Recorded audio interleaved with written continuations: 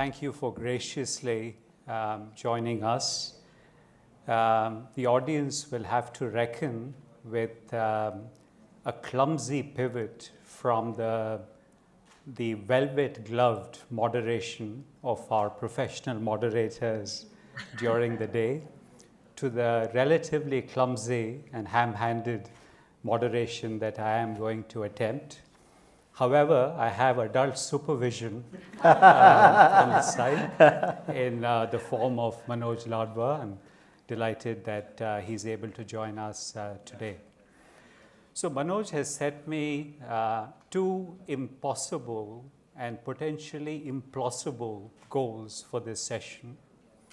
One, to coherently introduce Arianna and her rich history and profile. We've just lost you, Arianna. I hope you're hearing us all right. Can we get a confirmation that Arianna is hearing us?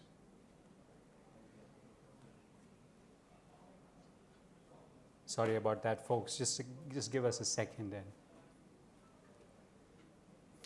There you're back. Did you? Are we good, Arianna? Yeah. Did you? Thank you. So I was just saying that Manoj has set me two impossible targets for this session. One is to introduce you succinctly and coherently.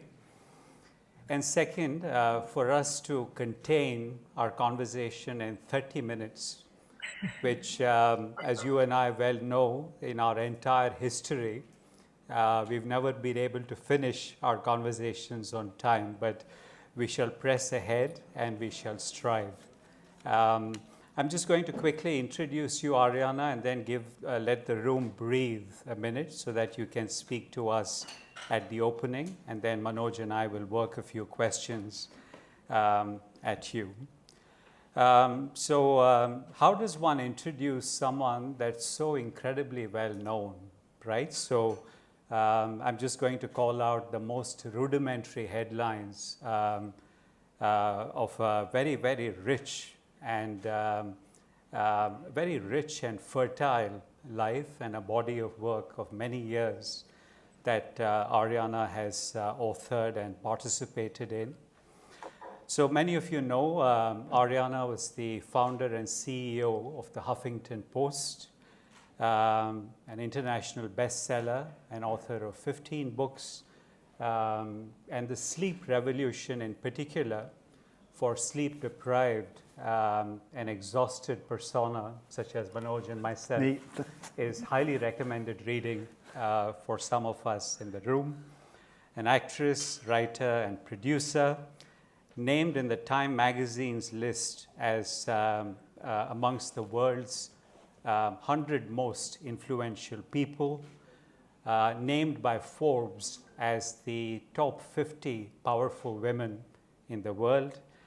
And after choosing to leave Huffington Post in a life-transforming moment, which we may not have time to go into today, Arianna, Arianna has spent the last 6 years really building Thrive Global as a crusade, as an effort focused on mental health, well-being, and I would say nourishing human consciousness at the highest level. And you'll see that a lot of literature and thinking in some of the work that she's done. So that was the official Arianna introduction.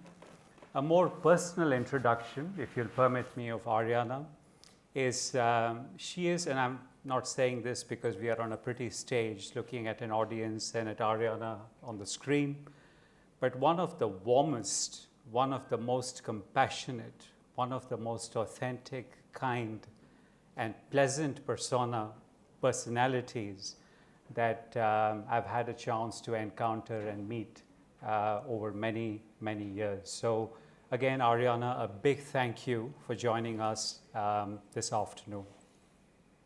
A big thank you to you, Srini. I must say that any interaction I've had with you has left me feeling richer in every respect. And I want to stress how amazing it is to be able to talk with you about everything from business to philosophy without missing a beat. So I'm very much looking forward to this conversation with you and Manoj. Delighted, Arianna. I'm going to do a deft midfield pass to Manoj to ask the more intelligent questions on the panel, and maybe you'd like to go with your first one, Manoj. Thank you ever so much, Srini. You're so modest and so smooth, and that pass has been gratefully accepted. Arianna, I want to reciprocate the sentiment and say that we wish you were here. We've had a fantastic conference over the last 4 days, and on behalf of everybody at India Global Forum, I just want to say a big, big welcome to you. We're absolutely thrilled that you've been able to join us, and I'm certainly looking forward to this conversation and to learn more about this global ripple that you've created and this movement through Thrive. But first, I think I want to draw out something that not many people in the audience here and online who are watching will know about you, that you have a very, very special connection with India. And I'd love you to share your thoughts about that and tell us a bit more. So, first of all, let me say that India is my favorite country in the world, even though I went to school in the UK and studied economics at Cambridge and lived in London for 10 years. India is where my journey into ideas began. I was 17 years old when I went to Visva Bharati University, founded by Rabindranath Tagore in Shantiniketan, and studied comparative religion. And it changed my life. It basically connected me with a deep ancient wisdom that is India. And now, as I work on helping to address the mental health crisis and the resignation crisis and everything that's happening with employees around the world, I feel there is so much that we can learn from India. And as you are looking at the global agenda of the forum, that includes everything from geopolitics and supply chain and finance, I think it would be great to add on the agenda how do we integrate the ancient wisdom of India into this incredible opportunity we have right now to redefine how we work and live, how we can use the catalyst of the pandemic to redefine success, to redefine what it is to live a good life, the way the Vedas and the Bhagavad Gita taught us, and make the very modern connection between this ancient wisdom, these modern practices of yoga, meditation, contemplation, and business metrics. That is, I think, the incredible opportunity we have right now. But for me, it's rooted in everything I learned many, many, many years ago um, in the university founded in Shantiniketan. That's lovely, Arianna. And I think many of us in this room would know, and many generally would know, ancient Indian thinking, not necessarily stapled to scriptures and written works, has always placed an emphasis on a balance, on well-being. It used its own vernacular, probably not vernacular that we use or colloquially reference in today's times, but the root word of the root meaning of the word balance is putting everything in its right place. And I think you'll see that with a lot of Arianna's work and writing, that it's about putting things in a way that there is an energetic equilibrium in the living organism that all of us occupy, And I just wonder, Arianna, there's just such a rich body of work that you preside over and have authored and architected. But if you were to pick 3 themes that you'd like to deposit in this room and with the wider audience at large, would you mind having a go at 3 big themes that you think we should be taking away? Well, the first thing is the importance of redefining how we work and live. And that really means transforming the cultural assumption, which is a delusion that in order to succeed, we have to be always on, and that we need to power through exhaustion and be available 24/7. It's really an assumption that goes back to the first industrial revolution when we started revering machines, and after machines, software. And the goal with both machines and software is to minimize downtime. But the human operating system is different. And for the human operating system, downtime is not a bug, it's a feature. And recognizing that and embedding these short breaks into the workflow is going to allow us to have an employee population that is healthier, more engaged, and more productive. And the second point is to make this very, very clear distinction um, between seeing employee well-being and mental health benefits as warm and fuzzy, check the box um, offerings from the HR department, and seeing them as a business strategy that has an immediate impact on how we prevent attrition, improve productivity, reduce healthcare costs, and generally improve the bottom line. And the third thing is to recognize that the hardest thing to change is human behavior. But now we have kind of cracked the code. And by seeing, as we're doing at Thrive, that the way to change human behavior is through micro steps, tiny incremental daily steps that lead to cumulatively healthier habits. And when we help employees do that, we transform the whole business culture. And I focus on employees not just because that's what we do at Thrive, but because I feel in order to change human behavior, you need a community. And workplaces provide that community. That's why we never went direct to consumers. We only work within the community that the workplace provides.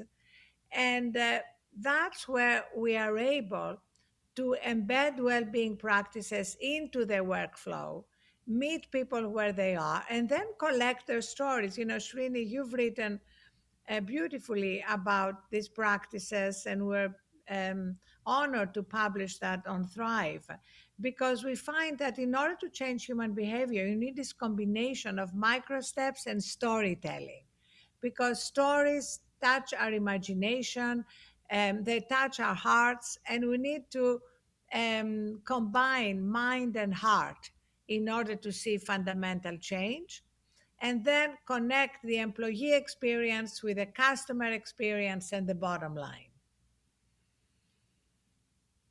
That is so beautiful, the way in which you've described this, and I guess in many ways is almost like re-establishing a childlike innocence of how we view the world. And I wanted to take this a little further and just probe more around organizational well-being and employee mental health, because you've written a lot about that, you've talked a lot about that. But how do you sort of really convince hard-nosed, busy business leaders, the people that are in this audience and listening to this, that look, this change has to happen, and these are the benefits for that of making that change. So first of all, let me say that skeptics are my favorite audience. I love convincing skeptics through data and a clear return on investment. That's the only way to really achieve this cultural transformation. And why don't I give you one specific example? Let's take a population that's incredibly prevalent in India, call center agents. As you know, call centers experience double the attrition, sometimes more than that, than other um, businesses. And we see among call center agents greater stress, mental health problems, and that, of course, affects the way they interact with customers. So we've developed a microscopic intervention called Thrive Reset, which is based on the science that it takes 60 to 90 seconds to course correct from stress, to move us from the sympathetic to the parasympathetic nervous system. Now, it's also based on ancient wisdom, ancient Indian wisdom, which tells us that we all have in us a place of peace, wisdom, strength, resilience, and that we can reconnect with that place anytime we put our attention there. So that ancient wisdom is validated by modern neuroscience and can become a tool in the modern workplace to achieve amazing results. So we partnered with a cloud software company. We used the best cloud technology, called in this case Genesis, to bring in Thrive Reset, make it available to call center agents. You can use AI to identify the trigger moments based on voice technology that tells us when an agent is particularly stressed, or you can do it when a call has been longer than 20 minutes, elevated to a manager. Any employee can pick their triggers. But the point is that in those moments, the agent sees on their dashboard or hears in their ear any kind of reset. There are hundreds of them, asking them to focus on their breathing, take conscious breaths, remind themselves what they are grateful for, because gratitude and stress cannot coexist, or get up and stretch. Basically, simple interventions that turn stress, which is unavoidable, into a moment of stillness and peace, and therefore interrupt the cycle of stress before it becomes cumulative. That is a small example of how we can use modern technology to help employees be less stressed and therefore more productive, and see the data. The data is amazing on call center agent productivity and on customer success. Because just think of it, when I'm stressed, I'm not going to be the most empathetic version of myself. I'm not going to be as good at solving someone's problem. And after all, the only calls agents get are calls with problems. So I wanted to give you an example, convince you that there's data here so that we can see all the different applications of this very simple principle, which is that when we prioritize the well-being and mental health of employees, we actually do the best we can do for the business. That's lovely, Arianna. And one of the initiatives that Arianna led in recent weeks, right, Arianna, it's a matter of weeks now, is, as we've seen gusty geopolitical and macroeconomic winds blow dark clouds across and over the global economy, Arianna took the lead in re-emphasizing the correlation the undeniably positive correlation between employee experience and mental health and organizational well-being in its most holistic sense, not just in the way we decode them from financial statements and such.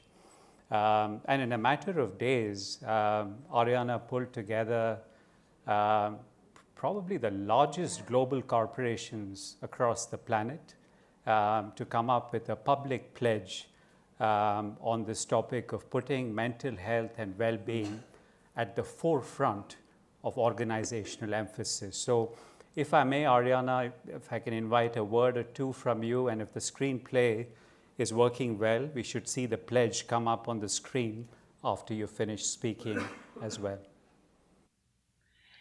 Thank you, Srini, and thank you so much for signing the pledge on behalf of EY.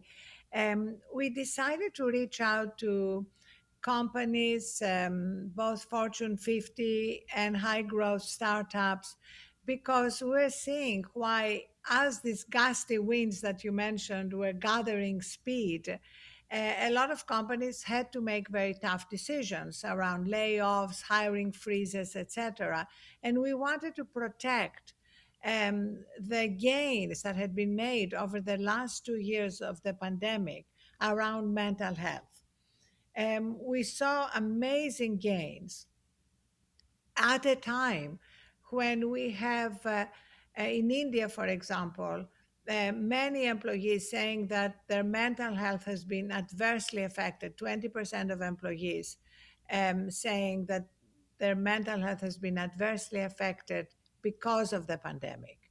And in order to be able to protect these gains, we wanted to encourage employers to take this pledge that we are going to protect these advances that have been made, especially at a time when we see the mental health crisis as the second pandemic, collateral damage of the pandemic.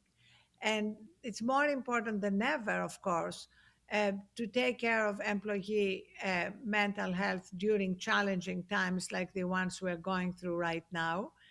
So very quickly, literally in 1 week, we had Pfizer and Walmart and Salesforce and EY and companies around the world signed the pledge. And now since then, we have hundreds more join.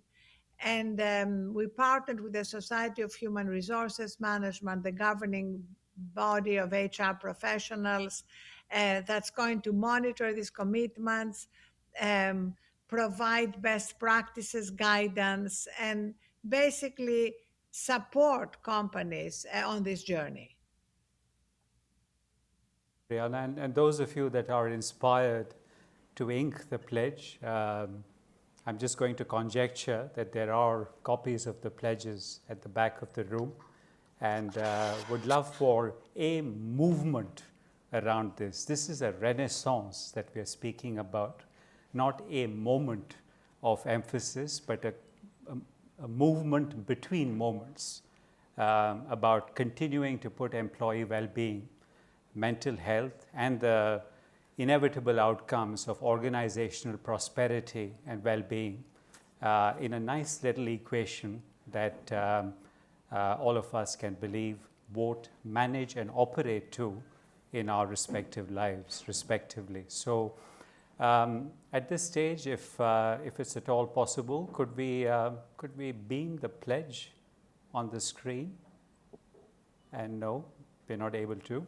Okay, I'm sorry, Arianna. I think we probably have a technical glitch. We're not able to get it to roll on this. It's on. It's that.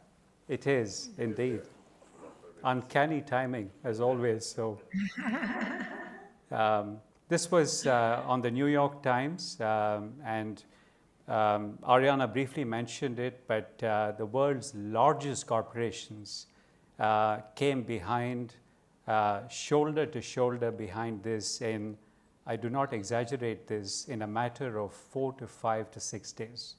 That was the spontaneity and the movement that Arianna has helped create overall. And a lot more to come. So Manoj, any other thoughts that you'd like to pose? No, lots of thoughts are coming through listening to Arianna. And firstly, Arianna, the way in which you've linked ancient wisdom to the modern context and the modern day challenges that we have, and I call it the sort of the instant fixes that we now expect because of the phone and the devices that we use, and creating that seamless, almost effortless solution to this. And as you were speaking, I started to become more conscious of my own breathing, and instantly I felt a little calmer. Secondly, Arianna, I think one must not ignore pockets of cultural resistance to accepting that mental health and mental health issues are increasingly prevalent in our society, and there will be certain communities and cultures whereby, and I'm not pointing to any one or the other, I'm just pointing to realities that where, without having access to the tools that you're presenting, there will be a resistance to the ideas that you have, and therefore ensuring that these sorts of conversations happen more and more frequently in conferences and in sort of settings where people who are in the room can really make that a difference. But I guess I don't want to we've only got a couple of minutes, so I'd really like to hear some more from you, Arianna, and what would your concluding message to audience be? First of all, you're absolutely right. There are always going to be centers of cultural resistance anytime we're in the middle of a transformative movement. And as always, there are going to be companies that are ahead of others. And what I'm excited about is showing those who are resisting the data, because I think that's the way to convince anyone, Manoj, that everything we're discussing here may sound ethereal, may sound philosophical, but I promise you, it's all driven by data and science. And the fact that this data and science validates ancient wisdom, I think should give it more credibility, not less. And I know from my experience in India, and I come to India almost every year. I launched the Huffington Post in India. I launched Thrive in India, and I find that what happens to me is that I can be in the middle of incredible chaos. You know how easy it is to be in the middle of chaos in Indian streets and feel unfathomable peace. And that's really what I think leaders need to achieve. We are in the middle of very unpredictable, very chaotic times. So, how can leaders find the eye in the hurricane? How can they put their own oxygen masks on first and be able, therefore, to bring their best, most creative judgment to the problems that they are facing? That's really the question that we need to answer with specific steps and specific practices. Indeed. Amazing. Thank you, Arianna. We are at time, and regrettably, we don't have enough time to open this up for Q&A with the audience. I'm sure that would be greatly appreciated, but working to the clock and the agenda of the day. Arianna, thank you very, very, very much again for joining us today. And we look forward to having you at the IGF in person at the next event. It's been a glorious event this week. And we've had some really fine speakers, fine topics, very rich and fertile themes looking into the future. And we do sincerely hope that you'll be with us at one of the upcoming events. So thank you. Thank you from us at IGF. Thank you so much. Thank you, Manoj. Thank you, Smriti.